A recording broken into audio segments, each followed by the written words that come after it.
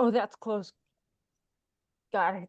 Good evening, everybody. I'm Jane McAtee. I have been a member of the Guild for 5 years since I moved to Colorado. It was one of the first things I did. And I was programs chair and programs planning for a couple years. And I followed a Facebook page by an artist from Washington State named John Cannell, Cannell. And he highlights amazing artists from around the world. I think he himself is a woodworker artisan. And 2 years ago, he highlighted Peeta Tinay's work, her amazing, gorgeous baskets. So I chased her down and we commenced to discuss how she could teach us, show us, share with us her fabulous work. So for the 60 plus people who were here yesterday and the 40 or so who are here tonight, you are in for a treat. Peeta is from the San Francisco area.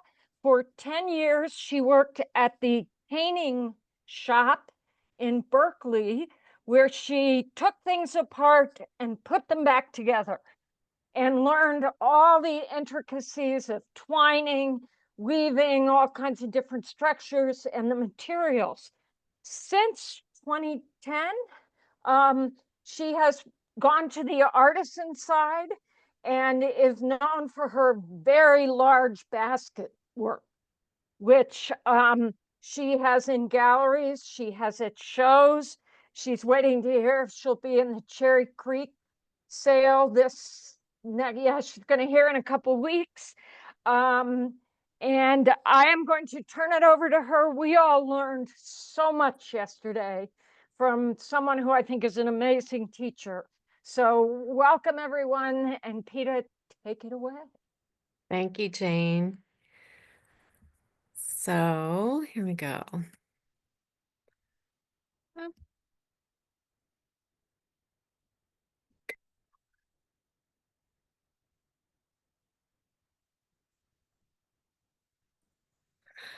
Hi, everyone. Thank you so much for coming along tonight for the adventure as I hopefully explain what I do and where I come from to what I do now. I want to start with a little video that I have. It it encapsulates the restoration work that I did for many years really well. It's a full reweave for a little car called the Fiat Jolly from 1959.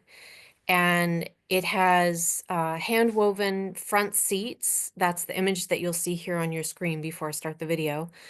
The front seats, two separate little bucket seats, and then a back seat bench at the back. And it's kind of like it's sort of the ultimate in repair, the ultimate in doing a reweave. So it'll really give you a good sense of where I started. Well, this isn't where I started, but where all things that I do now have the origins in. So I'm going to start this video, and there was sound that was associated with the video. There's a little music, but it won't play through PowerPoint, which is probably just fine because I can do a little bit of talking as the video is going. So these are the materials here. I'll just pause it real quick. Oh, does that come up? Do you get that little thing at the bottom? Let's get rid of that. So what you're seeing here, what you saw there, just before you see some of this weaving start, I want to talk about the materials. The materials that I'm using to reweave both the bench and the front seats is called round reed. Round reed comes from the vine rattan palm, that's the plant, and this is the interior core section that you're looking at here. So since you all do different sorts of weaving, we have essentially a warp and a weft with this bench and the seats. So here I've wrapped the top previously to secure the warp, and I'm twining now. I'm doing a 3-rod wale. And this is the natural color of the reed. It's this kind of creamy white, sort of an off-white color. Um, and I'm packing it here with my flathead screwdriver and tack hammer. And that board there helps to keep the spokes or the warp down as I'm weaving. And so I have done 2 sets of these so far. They were really challenging to do. They took a long time, but they were a great project. There's a lot of precision involved in doing this type of weaving to not have these kind of the right in there where I'm pointing, to have those not migrate within the weave. And here, what I'm doing is I'm burning all the little hairs off of the reed before I do apply any kind of oil or finish. Or before I even do that, I'll go through and I stained these. I used a polyurethane Minwax stain. And there I'm saying I'm very satisfied that the set is done. And there's the little car when it's all completed. So I got to go for a ride in it, and it was super fun. So, yeah, so that's really where everything started for me. Uh, was with doing that weaving work with furniture at the place that Jane was talking about, the caning shop in Berkeley, California. I was there for 10 years, and I learned all the aspects of I was able to learn how to cane, like hand cane a chair seat, how to do the machine woven caning in a chair seat, splint work, rush work, both the paper fiber rush and natural rush in the seats. And then what really became so much more intriguing to me than any of that was doing the wicker restoration, because it was such a kind of a puzzle to put together. So starting with very, very simple repairs with doing, the wraps on a leg, and then gradually learning how to take apart like a small section that needed a tiny bit of repair. So building on all of that over the years brought me to that place of being able to do the reweave that you just saw in that video. This page here, I wanted to talk a little bit about suppliers for weaving materials. These are just 2 out of many that you'll find online, but I've listed, the first one is Royalwood. They're in Ohio, and I've listed them here because they have such a great extensive selection of both books and tools and kits and weaving materials. And they also carry things that may not be on their website, but they may actually have kind of a limited amount of. Um, and that's something, if you're ever curious, like something that may only be occasionally available, like honeysuckle, that's something that people might weave with. It may not be on their website because they don't always get it, but it's something where you could call and say, hey, I'm looking for this. Do you have it?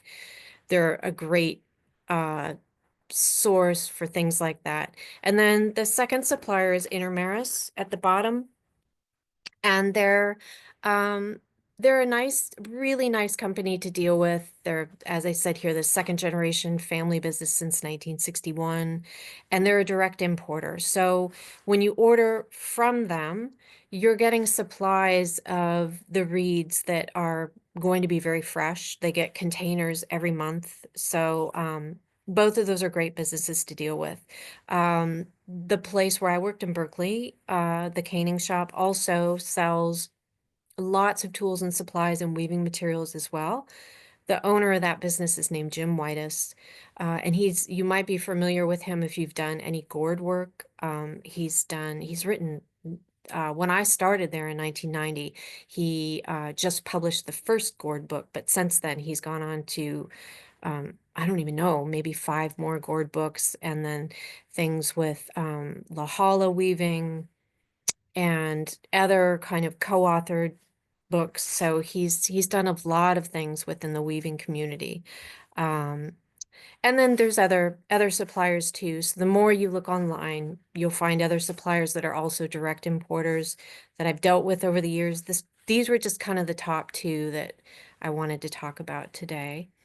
And off there to the right is a stack of materials that you see. So what you're looking at there are round reed, and these are different diameters than what I was using when I was weaving that fiat. Um, but it gives you an idea of, the diameters that are available. It's all the way from like a 1.25 millimeter all the way up to probably a 12 millimeter diameter round reed, flat reed, flat oval reed. Again, those all come from the vine rattan palm. It's the interior core section.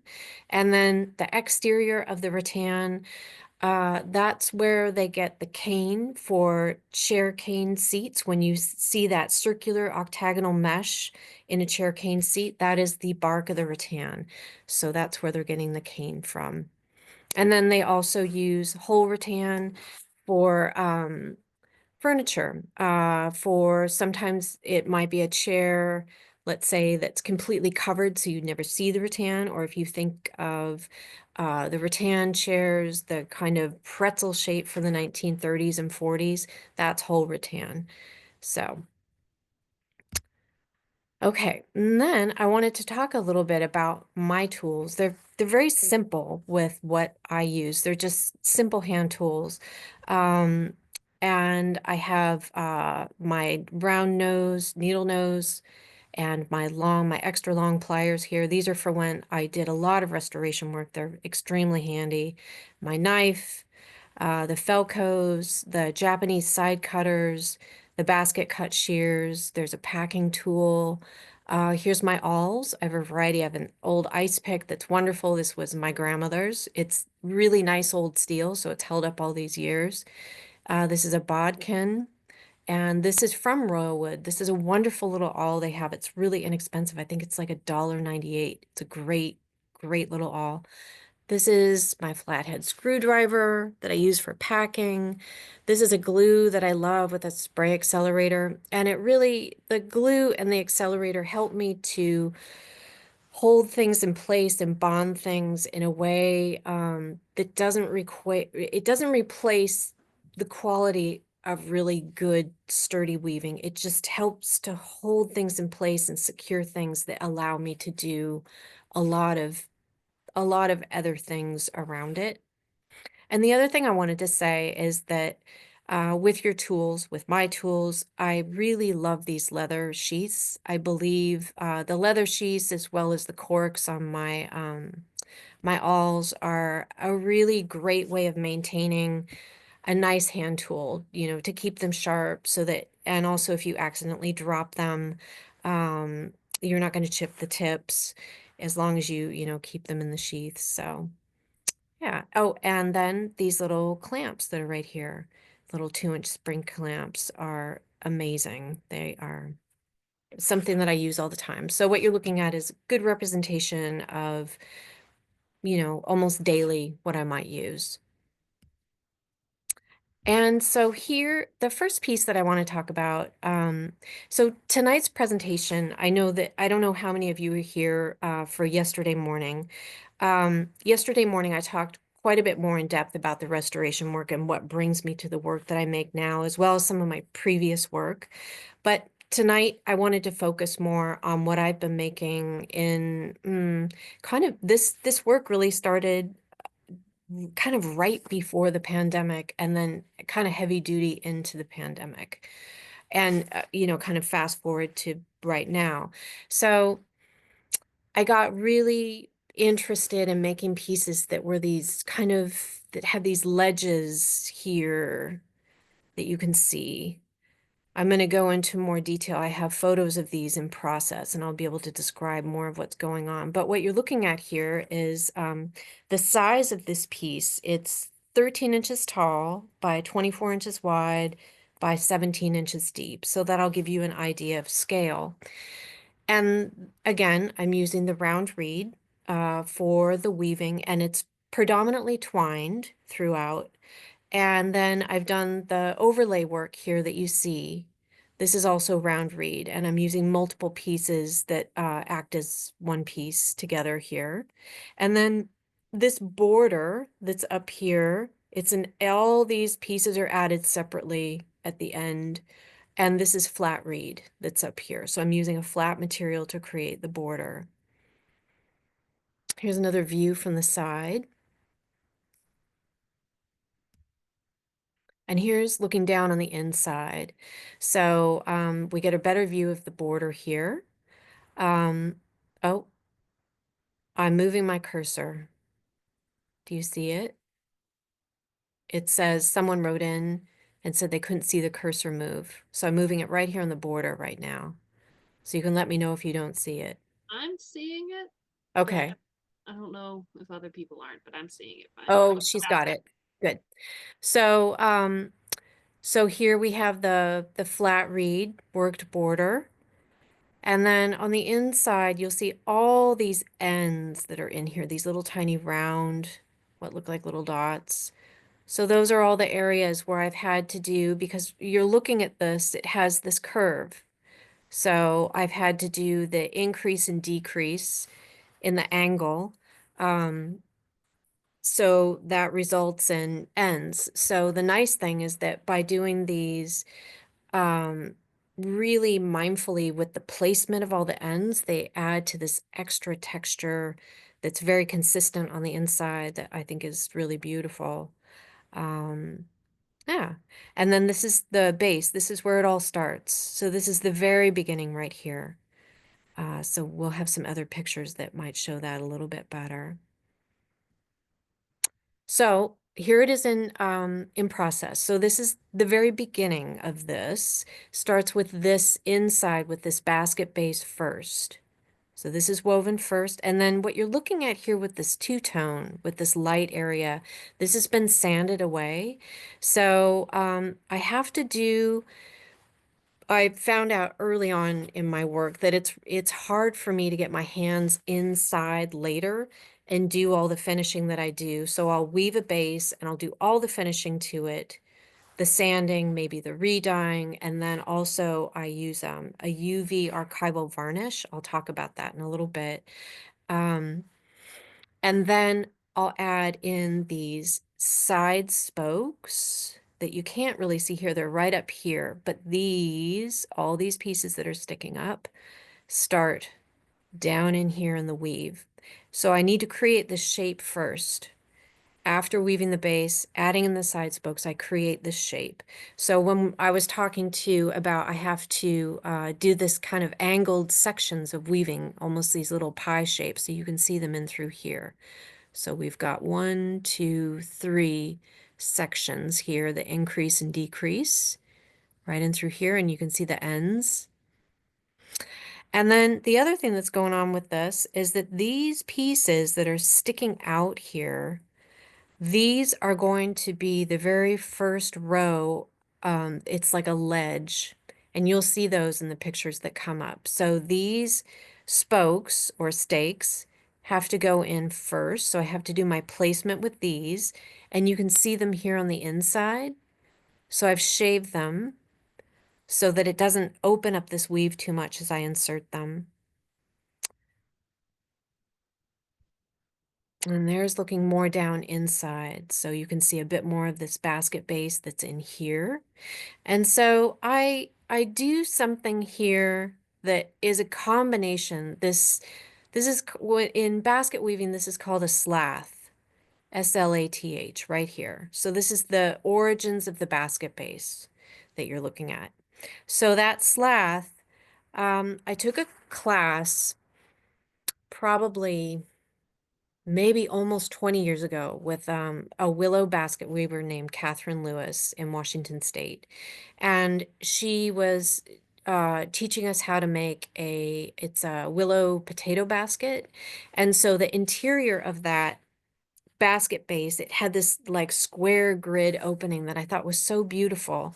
So when I went back and tried to do the same thing with reed instead of willow, I wasn't able to get my pieces to bond together. They just wanted to stay really kind of springy and open because it's willow is a whole different animal in terms of how it reacts when you split it versus how round reed acts when you split it. So that is where I learned how to do a version of this. And since then, I've taken it and done other things. And my solution with that was to do this lashing. You see there's little X's that are here. And I think we may see some of this coming up a little bit later in another piece, but you can see them. I'm pointing at them with the cursor. So by lashing these areas here, it bonds these pieces back together. And then these pieces here, they run through the pieces that have been split. And then the twining starts through here. So this twining here is a little different. I'm actually just twining with two lengths right here, and then I transition to twining with 3. I love doing that because it gives a difference of kind of the definition of the weave is quite different, and it pops a little bit more when you do those little touches. And so you can see those the spokes that I pushed through that will become that first ledge, that woven ledge, they're right here. And then those ends you can see again right through here. And so I haven't mentioned this yet, but I dye all of my reed with a cellulose fiber dye. Reed will take any kind of cellulose fiber dye. It's really quite forgiving with what it will receive in terms of dye. I use a dye that's no longer available in small quantities with people wanting to try it out, but I'll tell you what it is. It's called Basic Dye, and it's from Jacquard Products here in California. They're a company in Healdsburg. Some of you may have dealt with them for other types of dyes. They just weren't selling enough of this to continue making it on a small scale. I'm still able to get it now, but the quantity, I have to start at $250 and up to place my order for the dye. But I like the dye very much because it's really fast acting and it's very vibrant. It's easy to use. The downside to it is that it's a synthetic cellulose fiber dye, and it's really not very light fast. So I have to do a lot of UV protective varnish on my work to make sure that this doesn't fade, especially the brilliant colors that they make, the reds and the purples and turquoises and stuff. Okay, so here we go. So this is the first ledge that's now woven, it's twined. And now I'm working on the second that's right here. And this one, so this first one you can see I did straight. So it's straight all the way around. And this one I took and I stepped these spokes. Thank you for that, Elizabeth, for the link for Jacquard. So we've got a straightaway here with the spokes going through, and then I've stepped them up into the weave, allowing me to develop this curve.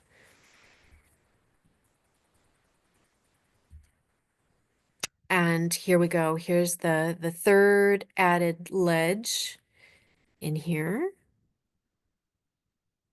And again, this one also steps, kind of adds a little interest instead of keeping everything straight. And so you can see more of these, the ends that have been shaved and passed through. So here what's happening is that the oops, I just got out of my screen. Here we go. These pieces I'm adding in this overlay that's in here. So the diameters, I'll talk a little bit about that. So I'm using 2 different sizes here for this weaving. These pieces that come through, these are a number 5. They're a 3.5 millimeter round reed. The body, the weaving for the body of the basket here is a number 4. These are also a number 4 round reed that are right through here. And so what happens when I take and pass these through like this, and I connect these ledges, it gives this a lot of strength. This type of work here, adding these ledges, these would work.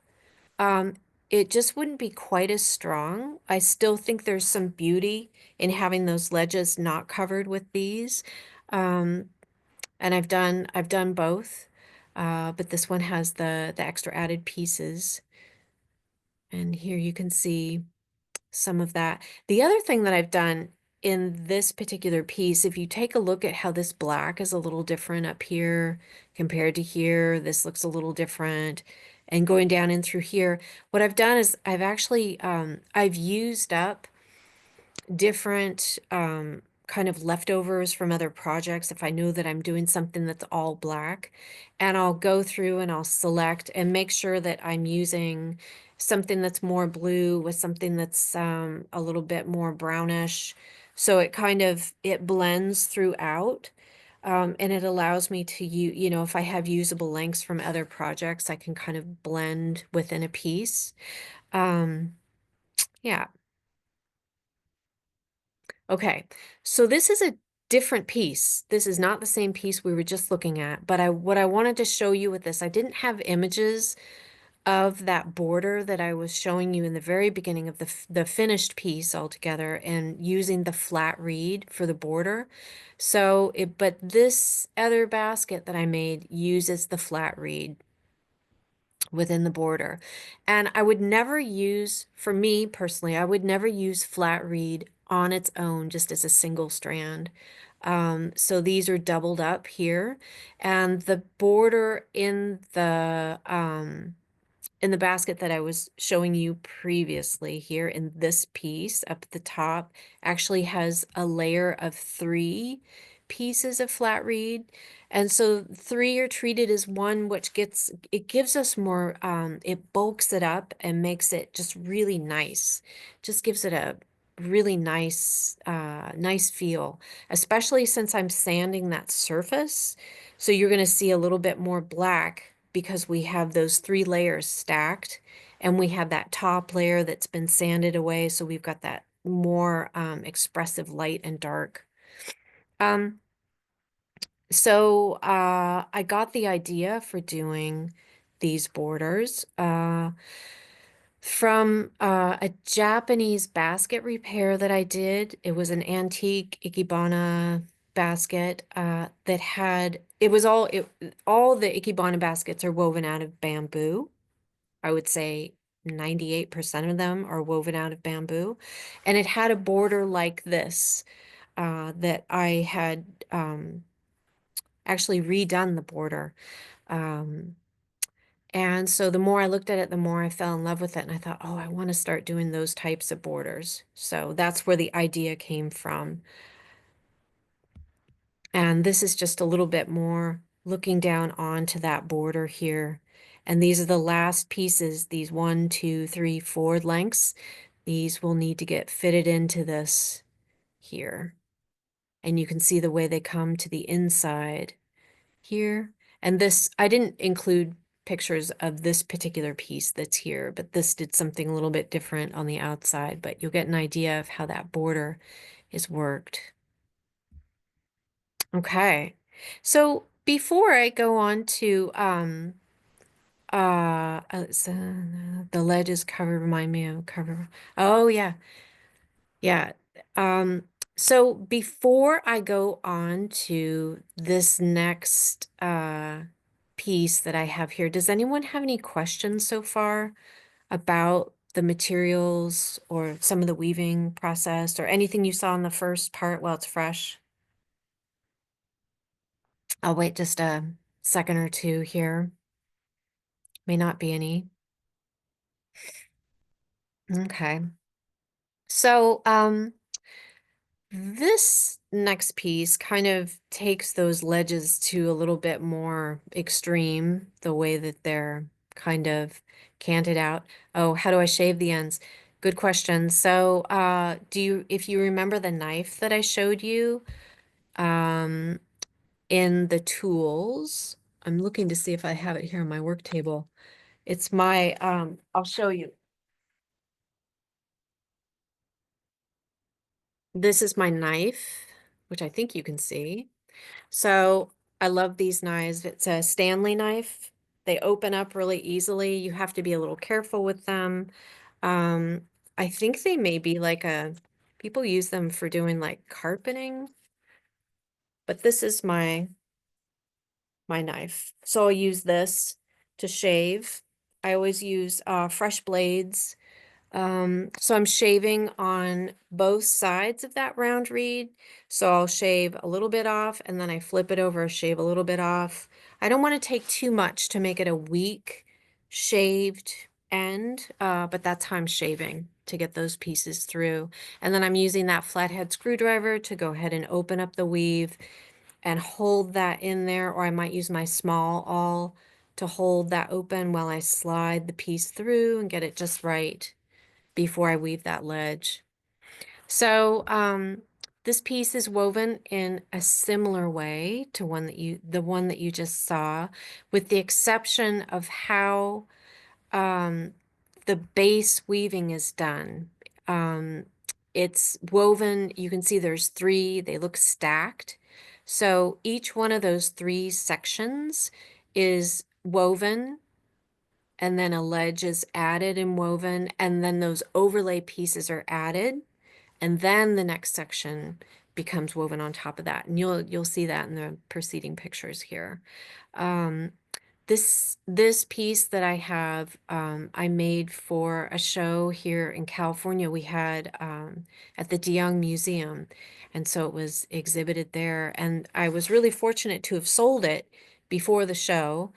And I told her, I said, well, there's a caveat with this because it's been accepted to the DeYoung Open, and she was super excited about that. So she waited, I think, 6 months to get the piece, but it had that wonderful provenance to be able to add with the piece when I delivered it to her, and she was able to go to the show and see it with all the other amazing work that was in that show. And here's another view.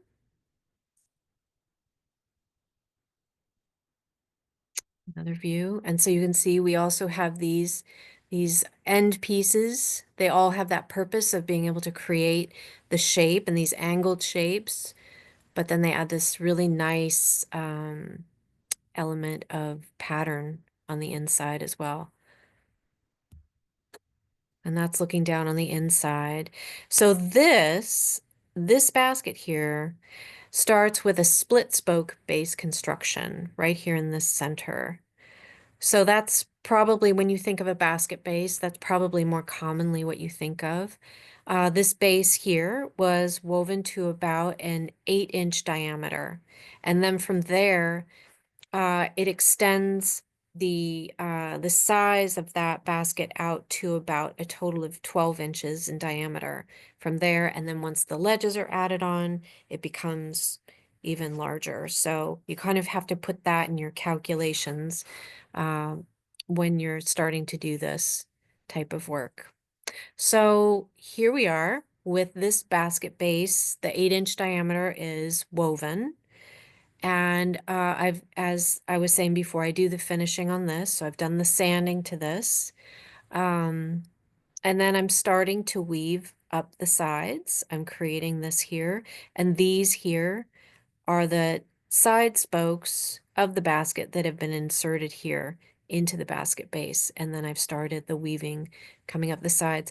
And I tend to, when I do this side weaving here, what you're looking at with these little white cut butt ends, I really like to weave row by row by row. I don't like to start weaving and then just keep weaving around and around and around, because you will inevitably, you're going to have to add in pieces.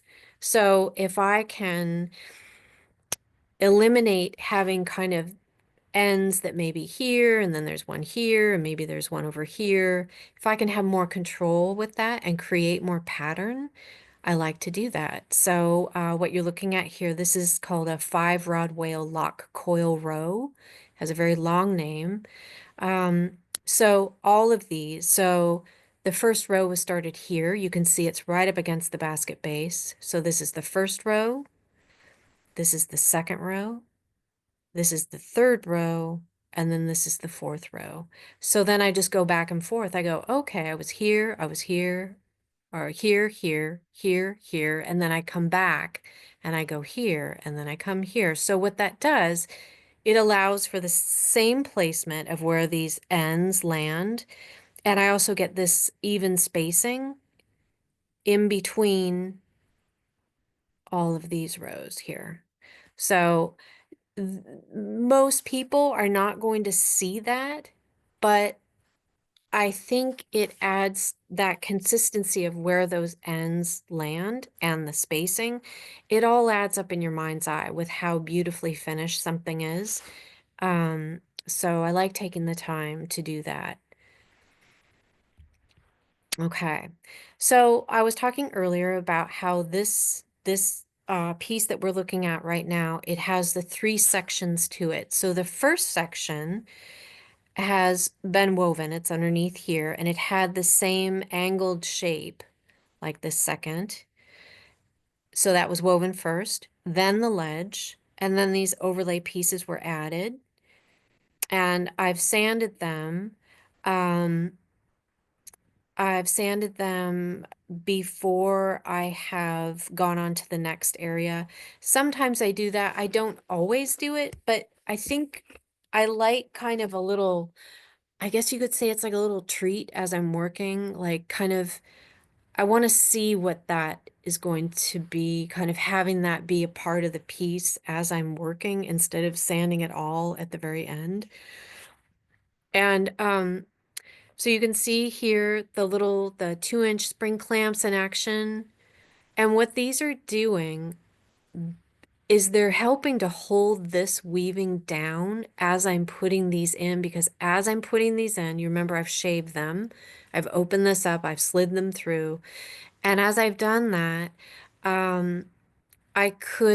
this weaving could kind of start pushing up on these spokes a little bit. So I like to put these clamps here to keep this weaving really stabilized as I'm working on this ledge that's about to go in.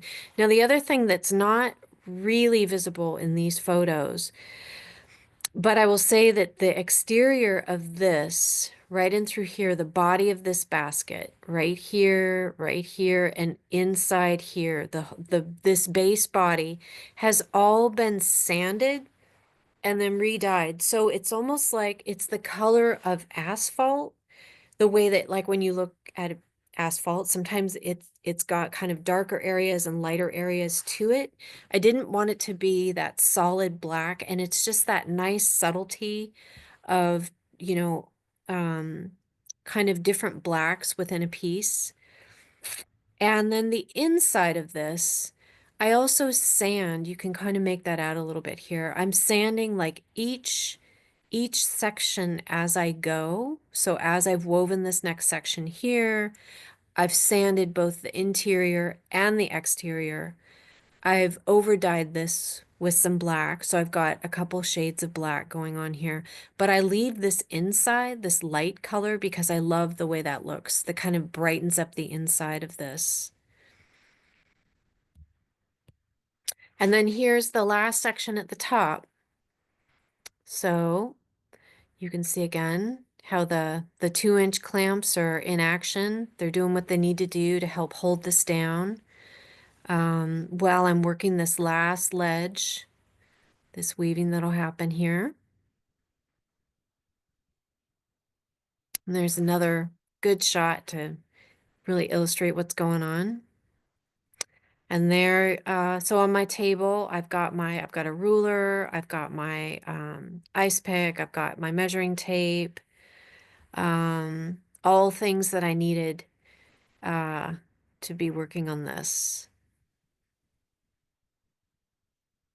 And here we're looking at the inside before I do any trimming. So what you're looking at here are these pieces, these overlay pieces right here that are coming down through that ledge. They come here and they come through here. You can see 1, 2, 3 right there. So you can trace them right there. They're these right there. So that's how they come through. And then right here, they're sitting right next to that spoke. or stake that I've shaved to feed through. And you can see here too, on the ends of these 3 pieces that come through, you can see I've shaved those ends as well. So I've shaved those ends down in order to be able to work my ice pick through this weave and bring each piece through. I couldn't do that with a blunted end. I couldn't even do that really with just kind of a cut tapered end. I really need to have that fine shaved end to bring through and maybe grab with my needle nose pliers to pull it through. And there's more trimming kind of happening in process here. So you can see they just drop down on the inside, and I'll dump those out later.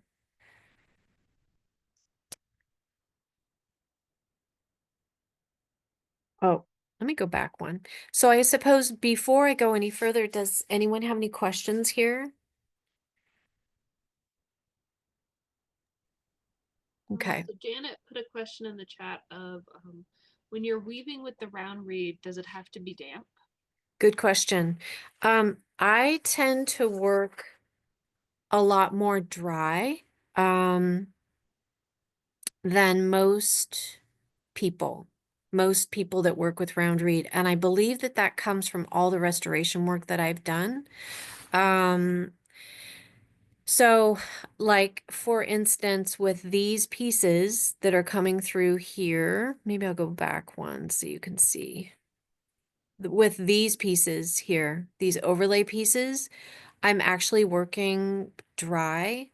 I'm working them dry, and I think it also, it just works a little bit better for me. It has usually round reed will have a lot of flexibility to it within reason when it's dry.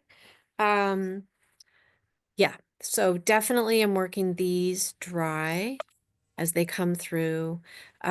These, when I'm weaving this ledge, these have been soaked and they're probably damp. The same thing here when I'm weaving the structure in the sides. But I don't like to over soak. I will soak and then I will take my materials out of wherever I've been soaking them, and I'll either put them under plastic or I'll put them into like a plastic tote with a lid, and that will keep them hydrated and able for me to work with them for probably 24 hours. If I need to, I usually don't re-soak. I might dip my round reed. I also will use a spray bottle to rehydrate the surface. A really good rule of thumb is that damp reed on damp reed will do a nice job of playing well together. What that means is that damp on damp means that the fibers are raised. And when the fibers are raised, it means everything's going to hold in place a little bit better. If you're weaving and your reed is dried out, it means that the fibers have laid back down again and things get smooth and things can kind of slide around a bit more. So damp on damp is usually a better scenario, but it doesn't have to be soaking wet. So, were there other questions? There are. Babs said that blending the various black colors makes it look more tweedy. Mm-hmm. Jane was curious if you work on more than one project at a time. And that really depends. Yeah, I guess yeah, that's a good question, because the other thing, let me go back just to this one and say that each one of these sections that I'm doing, I have to get in here and do, let me go back one more slide. Okay, this is good. So I've completed this, I've completed this. After I've woven this, before I add these pieces to weave this ledge, I'm going to do the sanding, I'm going to do the re-dyeing, I'm going to sand the inside, and then the other thing that I'm going to do, I'm going to use my UV varnish, and I'm going to varnish this right in through here and on the inside before I do the ledge, because I can't get in there once I've added on these pieces, I really can't get in here efficiently and do anything. And I'm also going to varnish this ledge before I add any of this. So there's stages with when that varnish will have to dry and cure, and I'm doing about probably 2 or 3 coats of the varnish. And then after the whole piece is done, what I'm doing with these, so I'm doing brushed coats of varnish. The varnish that I use is by Golden's, and it's their MSA acrylic varnish, and it's an archival UV varnish. It's quite stinky, so I like to do all of that outside. Um, it will cure in really cold weather. It just takes longer, which is nice that it will do that. So you don't have to be with it in the environment of being inside.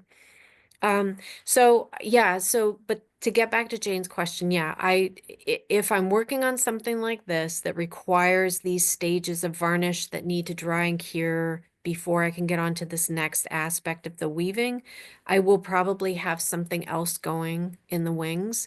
It might be preparing materials for another project, or maybe it's finishing up something else that I need to do. Or it might even be preparing materials for workshops that I'm teaching. So I will go a little bit back and forth when I have that situation. Any other questions? The next question is, how do you sand the basket? Good question. We're going to come up to that in the piece that came on the screen that's more purple. I'm going to talk about that. So And then, I'll get there with that. okay. The next question is, do you trim the inside as you go up? Yeah. Yeah, so what I'm doing is with each one of these sections, once they're completed, like once this is all done and I have these lengths all pulled to the inside, I want to trim and do any gluing that needs to happen. I want to bond everything on the inside because those ends will need a little extra help so nothing pulls out. They shouldn't because they're in there quite a way, but I want to make sure that anything that might need a little bit of that glue that I talked about earlier, that it's bonded before this whole piece gets so tall that I can't effectively get my hand in there.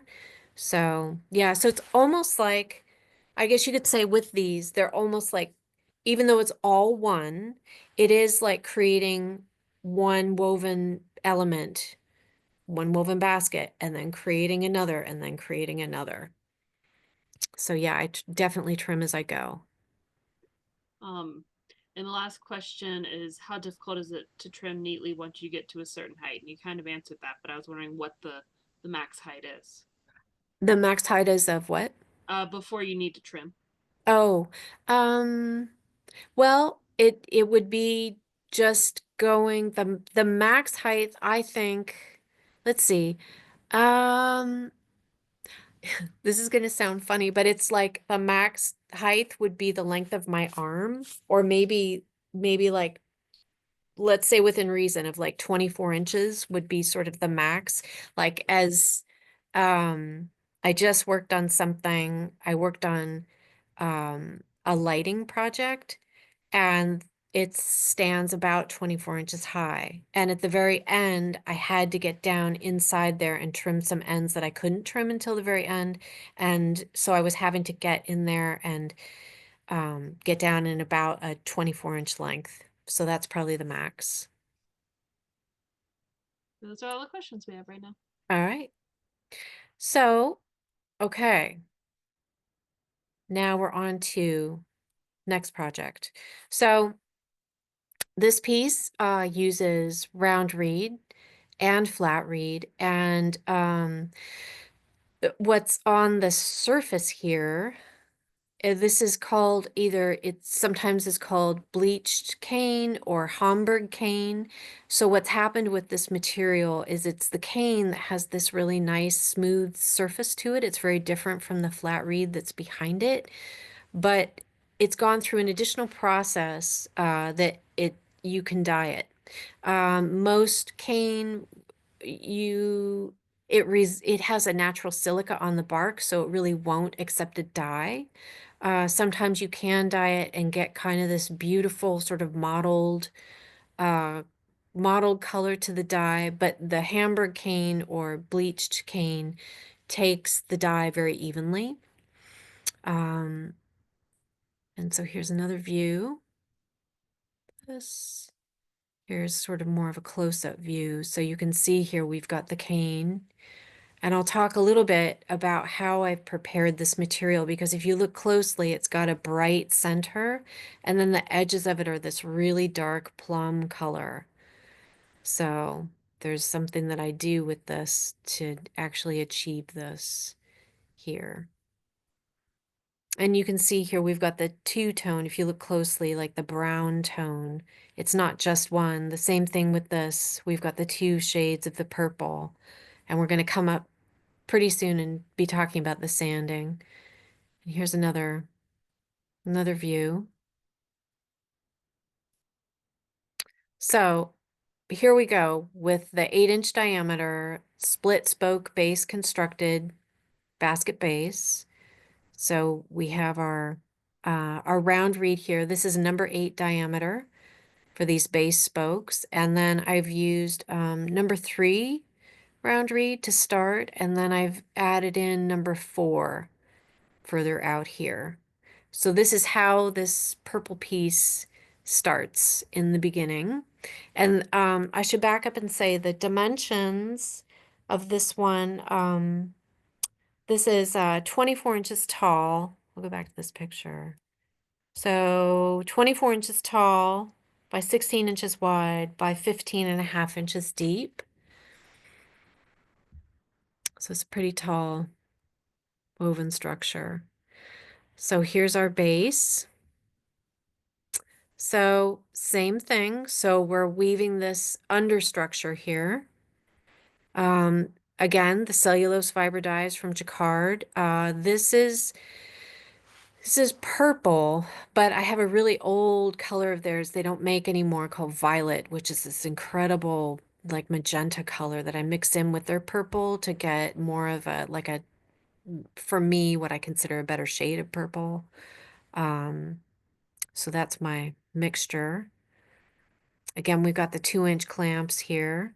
And I do use, you can see right here in the background, since this is a round diameter, right here, I've got a piece of cardboard. It's like a double wall cardboard that I've cut into the interior diameter of these spokes. And I've used it, I don't think I have any pictures that show it, but I use it as a guide on the inside of these spokes as I'm working my way up, so that I get nice straight sides here.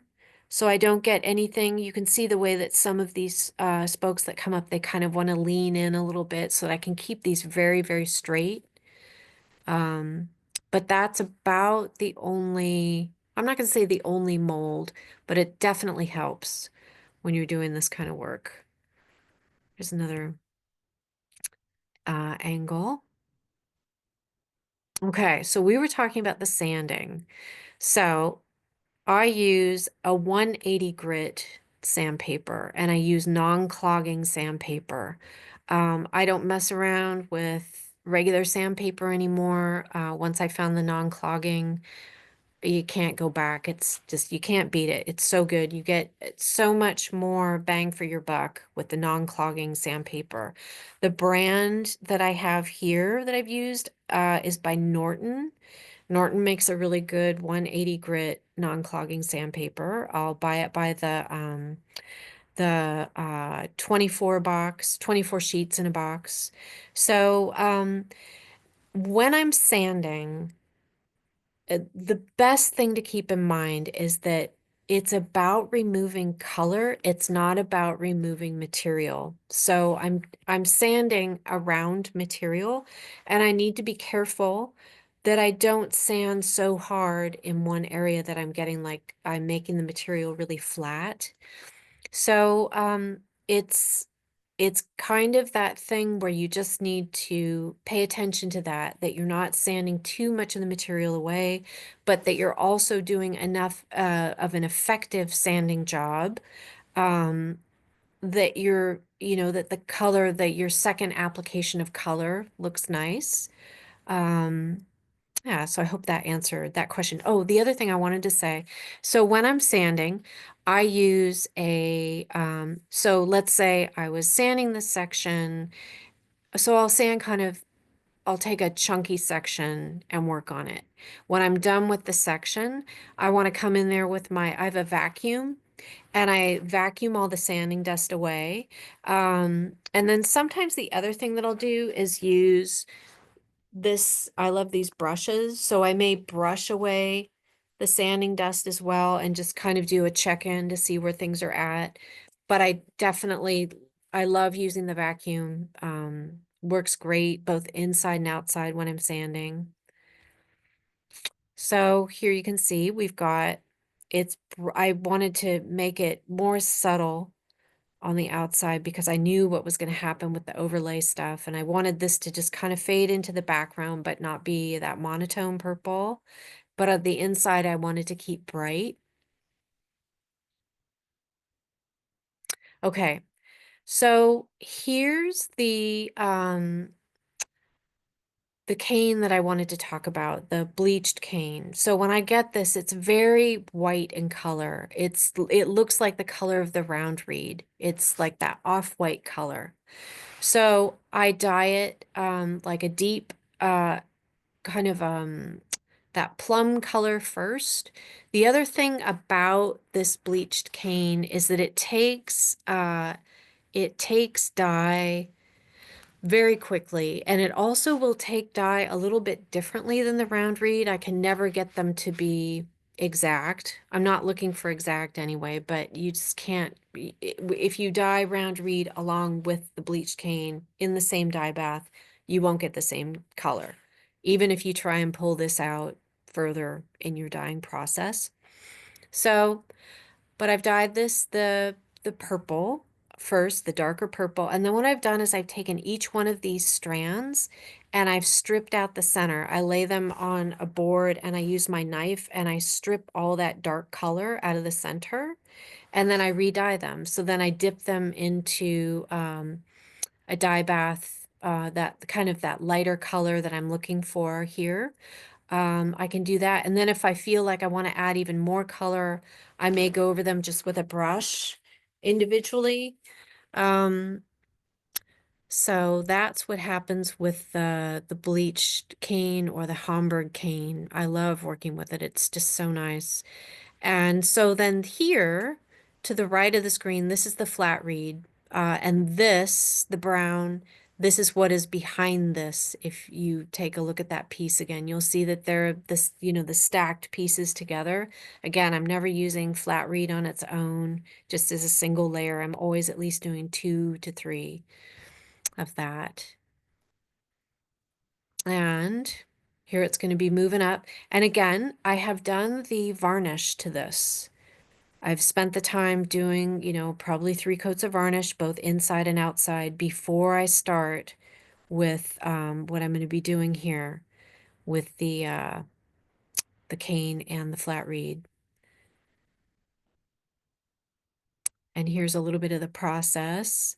So the cane and the flat reed have been inserted, and they actually have created a border here before this next segment of weaving is going to start up. These ledges have been added, they've been sanded, and they have been re-dyed, and they've also been varnished through here. And then the next step is to bring these pieces back through.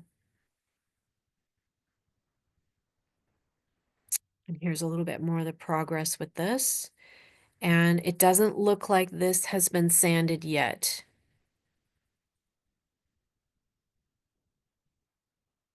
And now it has been sanded. If you take a good look, you can see there's the variation of color through here instead of that just monotone purple.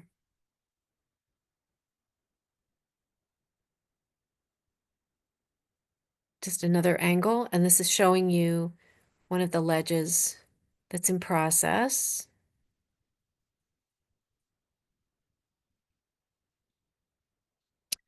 Just another angle of that ledge in process Does anyone have any questions before we move on? Anything that wasn't answered thoroughly? Does the varnish modify? Yeah, good question. So the varnish does modify the color. So a really good rule of thumb about that is that um, whatever the color of your reed is when it's wet, either if you've taken a spray bottle and sprayed it to look at what it's going to look like when it's wet, that is more accurate to the color when you apply the varnish, what it will kind of dry to or cure to. So the varnish does a nice job of kind of making that color really rich and luxurious. It's more beautiful once it's varnished than not.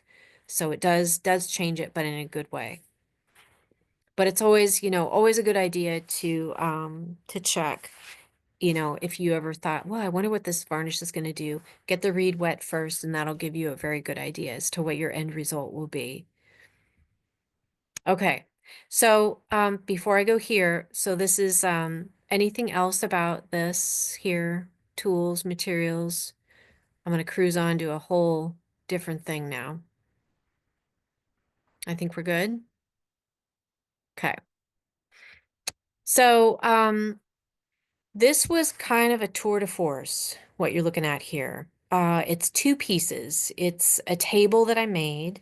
So the upper this is a separately woven, you could call it a basket. I've made these as a wall piece, wall art.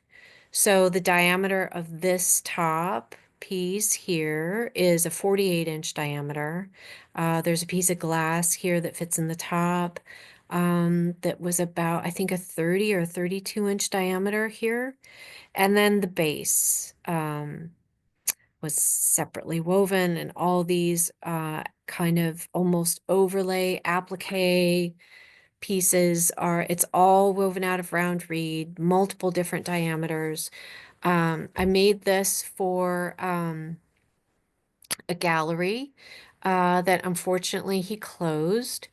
It was called Culture Object in New York City. Um, he closed in August. He was kind of, he was at the point of having to renew his lease. He was not in a part of New York that I think he wanted to be in. But he is definitely someone, if you have any interest in, he carried all kinds of ceramics and glass and like really interesting, really unusual work. Culture Object. His name is Damon Crane, and I know he will be opening up again somewhere else. I'm just not sure of when or where. Um, but he asked me if I would make a table for the gallery, kind of for his opening. And so this was made during the pandemic. This was like the heat of the pandemic. Thanks for that, Elizabeth, for the link. So yeah, so it took an incredibly long amounts of time to kind of figure out what was going to happen, how this was going to sit on this, would the glass really work, all those things. But I was able to pull it off, so that was pretty exciting. So it gives you, so me standing with it here gives you an idea of the scale. And then there's another one of me next to it here. So here's a detail of the base. Um, so I knew that I wanted to add something, some kind of a design element. I wasn't sure of what it was. And it just kind of came to me, just sort of playing around with it, what I could do, how I could do it. So these were, this is number 4 round reed here that you're looking at. All of the detail stuff is done with number 4 round reed. These were worked first, and then these pieces here help to kind of anchor all that down. Um, yeah.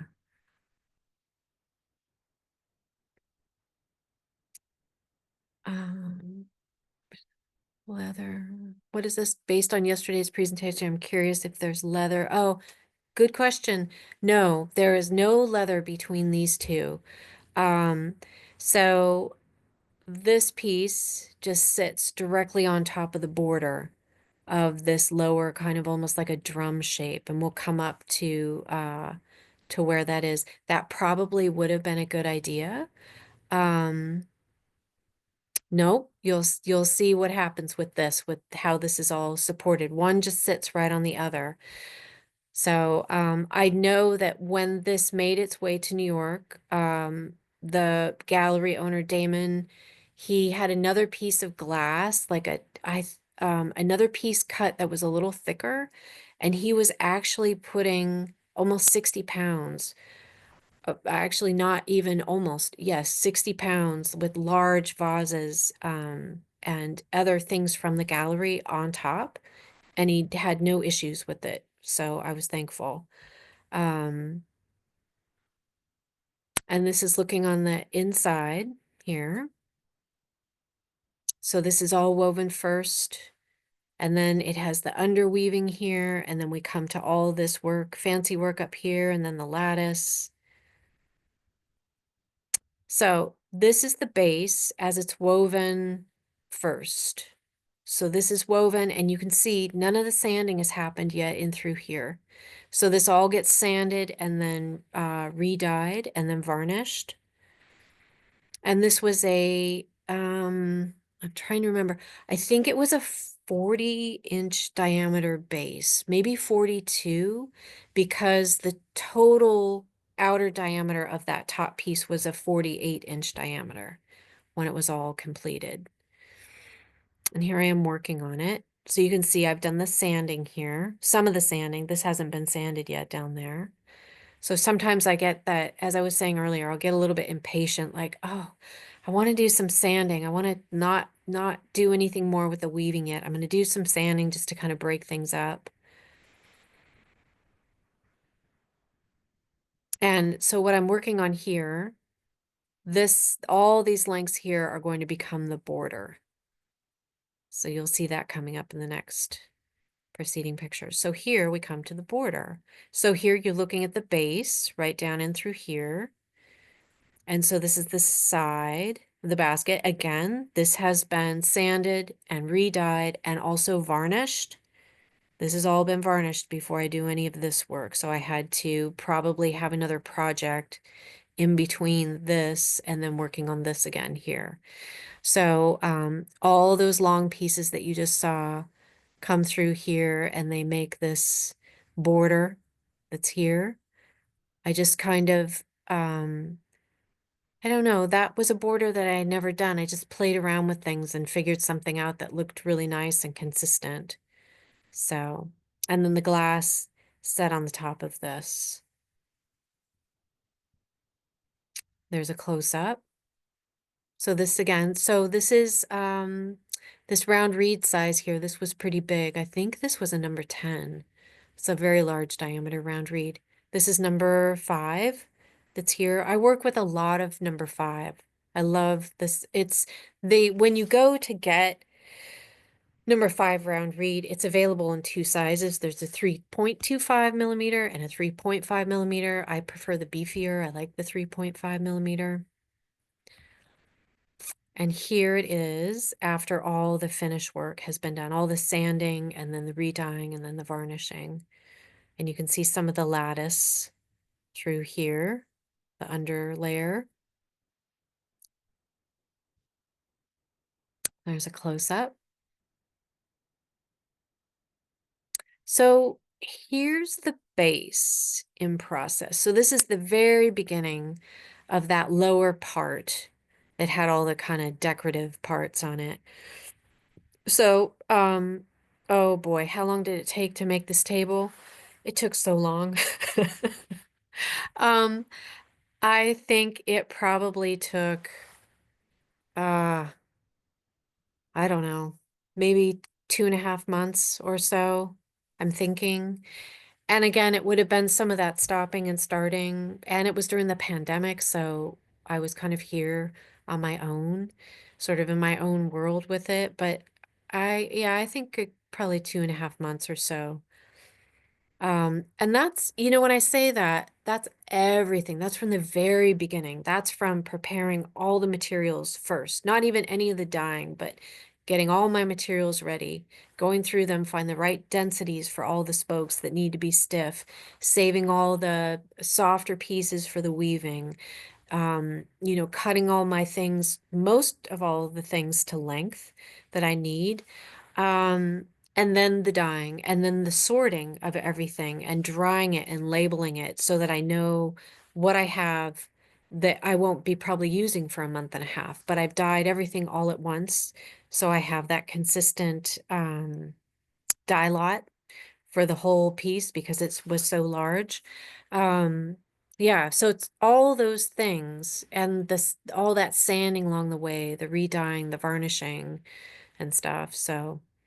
Ah, so reapplying the dye during the re-dyeing, I use on large swathy areas, I will use these brushes, but like in the little, like the 2-inch wide brushes of these.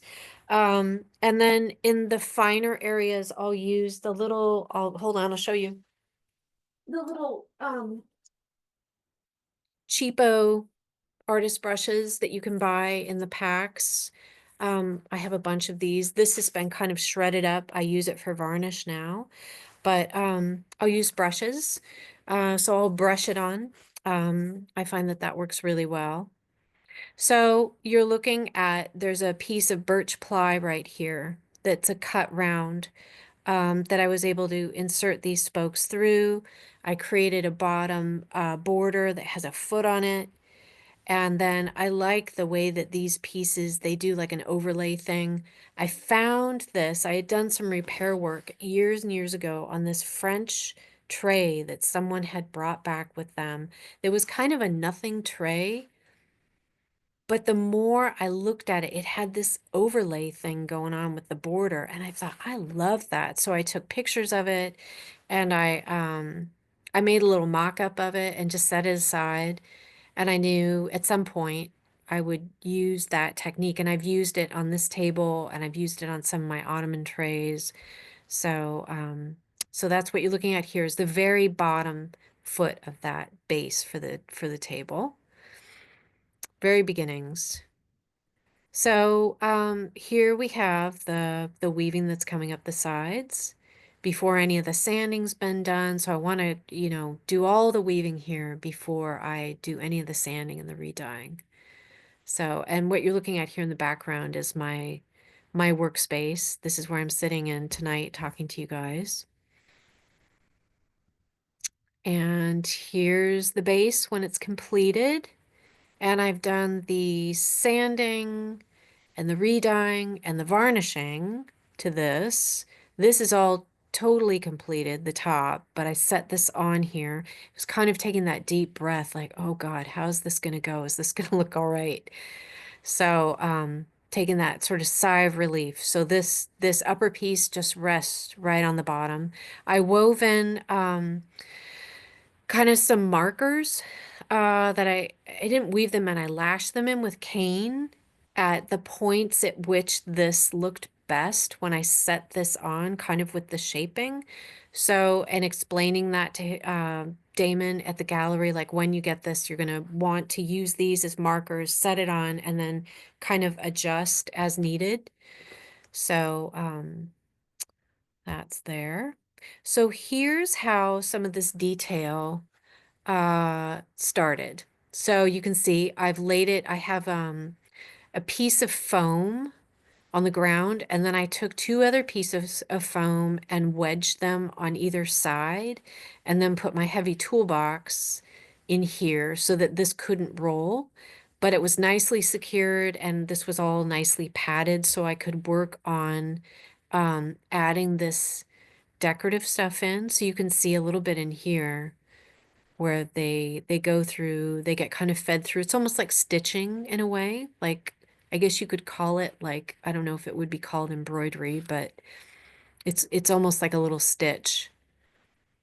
And then here's a better detail shot. So this shows you one of these details before I've done the sanding here.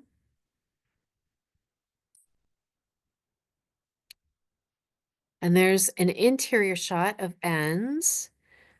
So you can see all these need to get clipped away. So I would work, I started at the top and then I'm working my way down. So I need to cut these out of the way before I get down here to this next section to finish the detail. And here you can see I've got my glue. So I would have used the glue on some of these ends in here that needed better securing. Yeah, and here, this is some of my dye. So I would have touched up these ends, this black. I would have done touch up with the small brush that you can see here off to the side with the black before I got in here with the glue. So it just makes this nice kind of monotone color on the inside. And here it is in the gallery shot. I don't remember who these pieces are by. This is Luke Proctor, these two cabinets that are back here. He's a blacksmith from Wisconsin, I think. His work is quite incredible. And then these two, this was quite a heavy bowl, like it's glass. This was probably, I'm guessing 30 pounds in here. So there's the table. So that was the kind of really intense pandemic project. So it was really nice to have something so different to work on during that time, for sure. Okay. Oh, before I go to that, so I'll say that since Damon has closed, the table did not sell. It had a lot of interest, but didn't sell. So the table now resides at a different gallery in New York. It's with Maison Girard in New York City. So we'll see. We'll see how my relationship goes with them. This is the only piece they have of mine so far. I'll see what we're going to do together in the future. So, did anyone have any questions before I move on? I had one last thing I wanted to show you guys. Nothing? Okay. So, the other thing that I made for the gallery, I have a video of here. And I'll set it up by saying that there's all these woven elements to it. There's these woven pods and long lights, and there's a chain link that I made. All of it's hand woven, and they electrified this on their end. We called it a charm bracelet light. So here it is in the gallery. And these are weights here and here that help to weight down the chain link.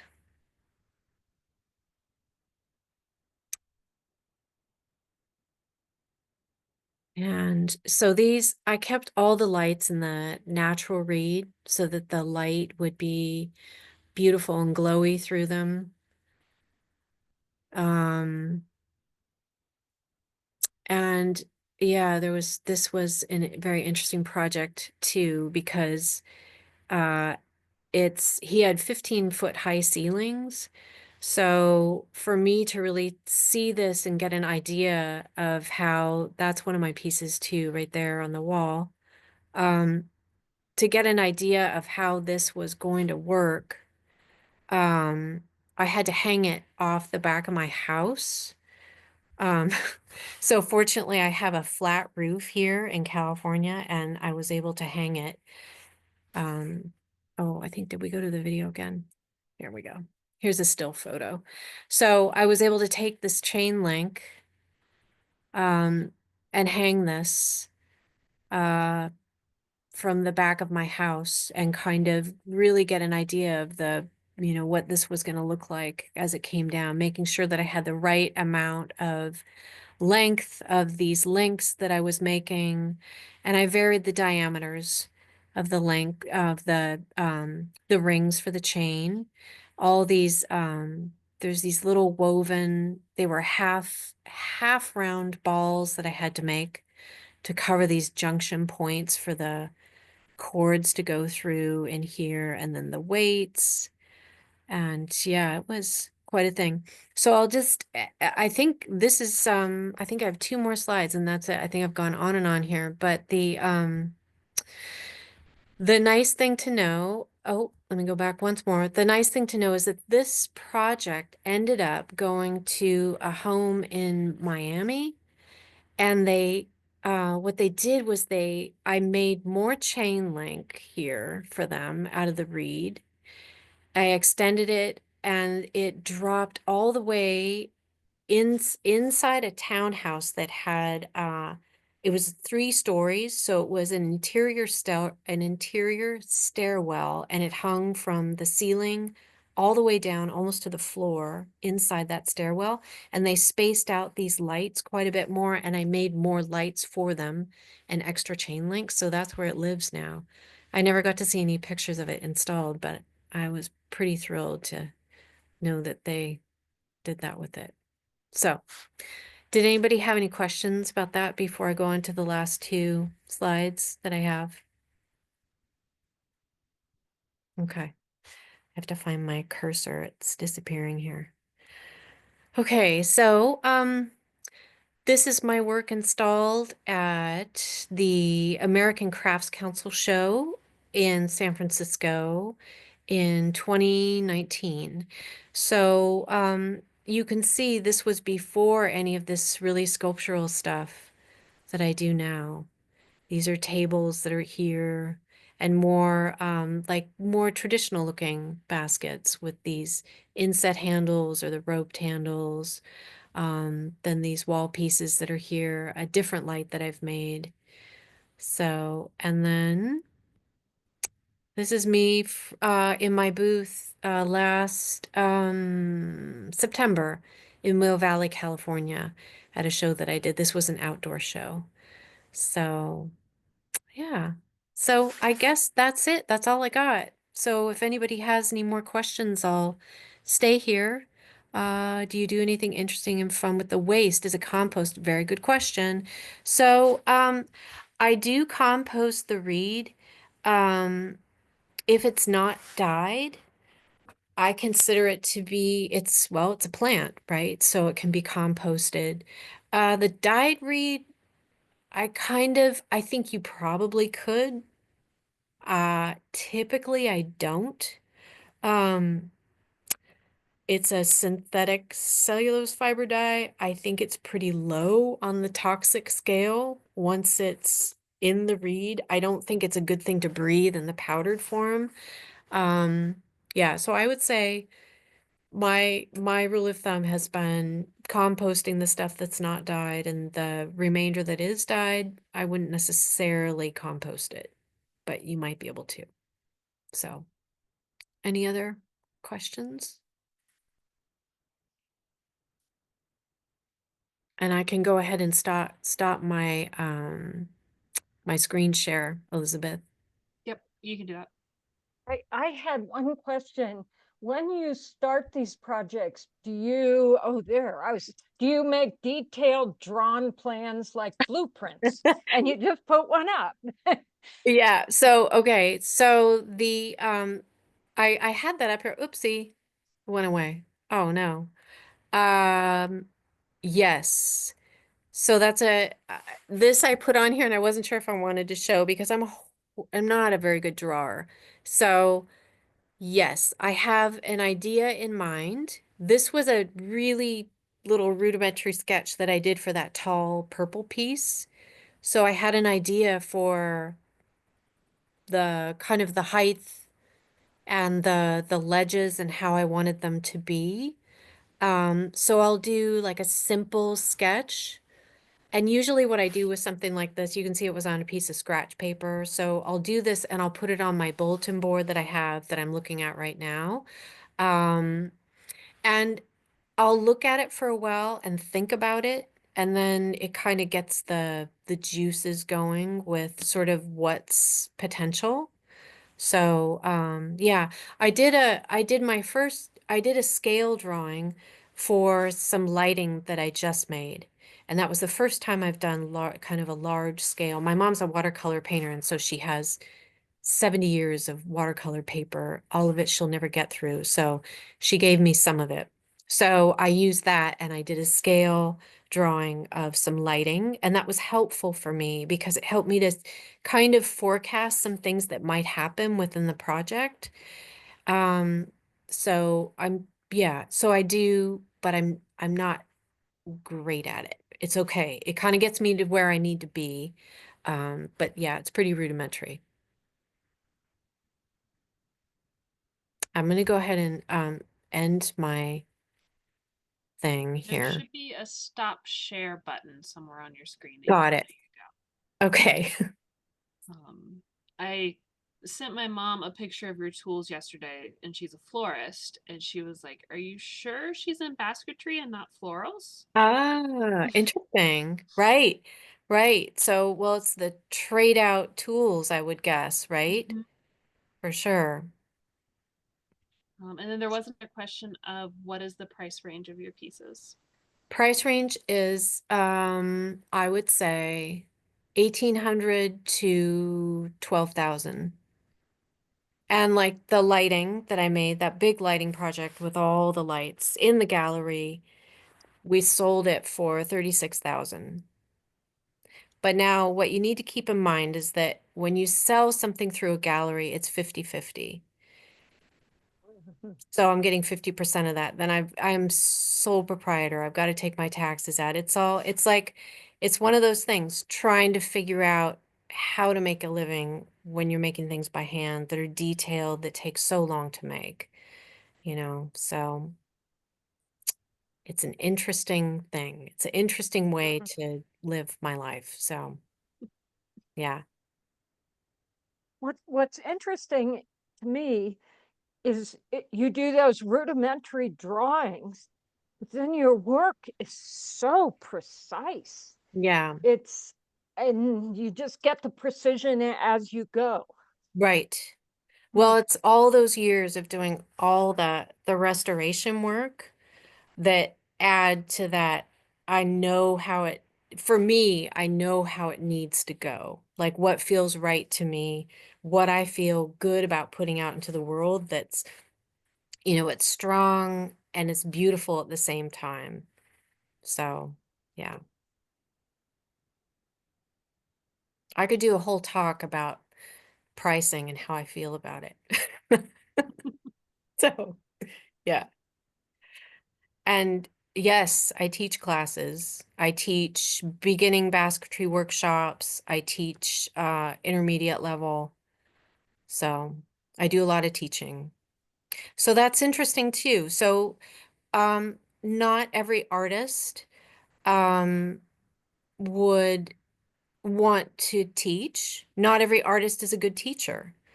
So teaching for me is fulfilling in a lot of ways, but it also allows me to be able to do this and have it be feasible as a vocation, right? It's like I don't want to make anything that, I mean, I'm going to be very honest and say I don't want to make anything for $500. I'm not making it for $1,000. I want to make pieces that are detailed and beautiful and that take a long time.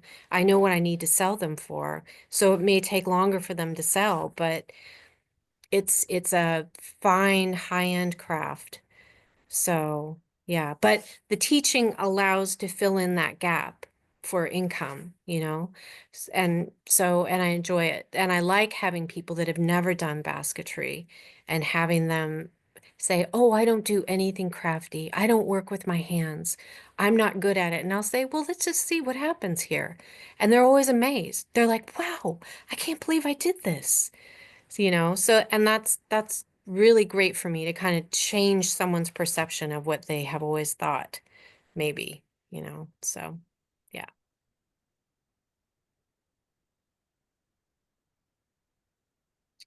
Well, this was awesome. Thank you so much. Yeah, welcome. Amazing. Thank you for having me. Yes.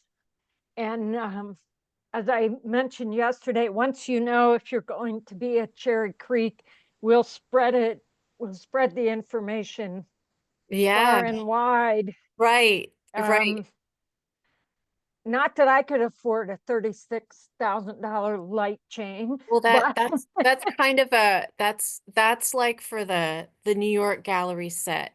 yeah, So, and that's the interesting thing, you know, most of the galleries that you've got in New York, it's like people in in an income bracket that have multiple homes, not just two, they've got three, they've got four, they have an interior designer, and those are the people that are going into these galleries and buying are interior designers for their clients that have these multiple homes, you know? So, no, yeah, I get that. So, yeah, but it was yeah, wonderful to have that opportunity to make something so over the top. yeah. Well, thank you again so much. Unless there are other questions, yeah, we do this on Zoom to clap. Um, Inspirational and so detailed. I Yeah. love it. Thank you for having me. Yeah, You guys have a really thriving guild, it looks like, so that's awesome. yep.